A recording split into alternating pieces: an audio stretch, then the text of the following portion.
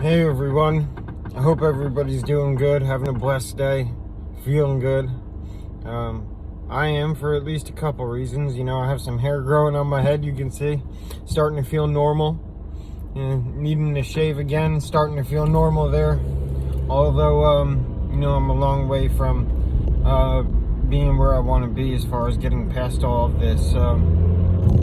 It was suggested to me that I make a video explaining the start of all of this and what this road has looked like, almost in a chronological order in that kind of sense. And it really goes back 20 years. It starts on October 28th 2002, and I was in a terrible car accident. My friend Jim was driving the car. I was a passenger in his hooked up Nissan Eclipse, twin turbo, Mitsubishi Eclipse, twin turbo. We had two girls in the car. He had shown off his car, and I don't remember this. I can only assume he was showing off his car to the girls we had just picked up, and wrapped us around a tree at a high rate of speed, killed himself instantly. The two girls in the back were okay, some minor cuts and scrapes for the most part, and me, my entire pelvis was shattered. We hit the tree on my side of the door, and it was kind of just tree, door, and then my pelvis, so all the energy just exploded, everything inside. So fast forward to September of this past year, September 22, I had been in the gym for 3 years, 5 days a week. I was in the best shape of my life. And one day after a leg day, I started to have pretty bad hip pain. And this wasn't anything new, hip pain is something I've been dealing with ever since that accident. But it didn't go away. A couple days later, it was still there, and I thought that was a little bit weird. Usually the pain goes away after a couple days, and a couple days turned into a couple weeks, and the pain kept getting worse and worse. I was working from home at the time, and I found myself working all day, sitting all day at home with a heating blanket wrapped around my hip, or my legs. I was having pain from, I'd say my waist down to my knees and everywhere in between. And I was also using an electrical TENS unit and moving that around in different muscles every single day for weeks and weeks. September, then October, November, and the pain just kept getting worse and worse. I was seeing an orthopedist. I had gone for x-rays. They didn't see anything, and I was kind of stumped. I had done physical therapy. I tried acupuncture, Chinese therapy, cupping. I tried everything, and nothing was working. It wasn't until the pain got so bad one early night in December that at 2 o'clock in the morning, my legs were burning. I could hardly stand, really couldn't even stand up. I decided to take myself to the emergency room.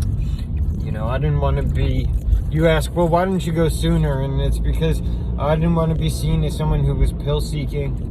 It's a problem I had years and years ago, and there's definitely some remnants of that left over, and I was afraid to just show up to an ER and say, hey, I'm in pain, Nevertheless, I drove myself to the ER at 2 o'clock in the morning, and I literally remember parking the car and thinking to myself, how am I going to get to the front desk? And I almost crawled all the way in at 2 o'clock in the morning, and the place was packed. They came for me right away, thankfully, and a couple CT scans a couple hours later, and the doctor came in and said, Andrew, I've got really bad news. It's not arthritis or muscle pain or anything like that, unfortunately.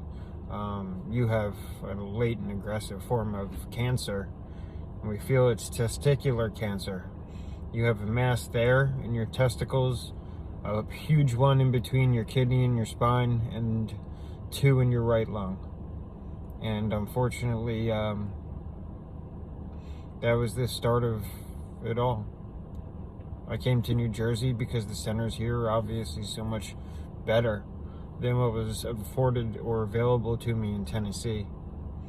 No disability given to me in Tennessee. They have no handouts like that. Conservative state, you know, and it's not like if I lived in New Jersey where the state would have given me disability. So I've been at a job.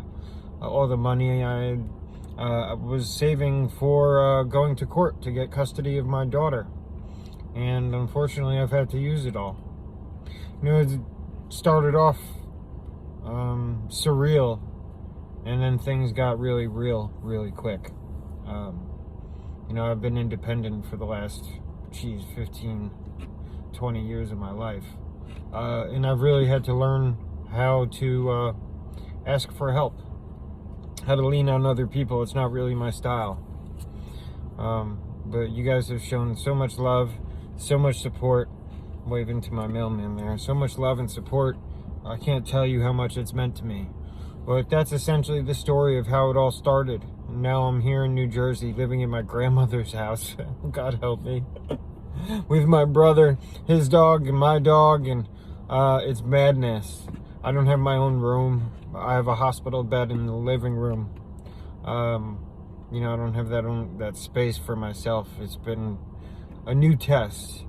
In a new way, you know, life continues to test us. You know, sometimes it'll repeat a test until you learn it.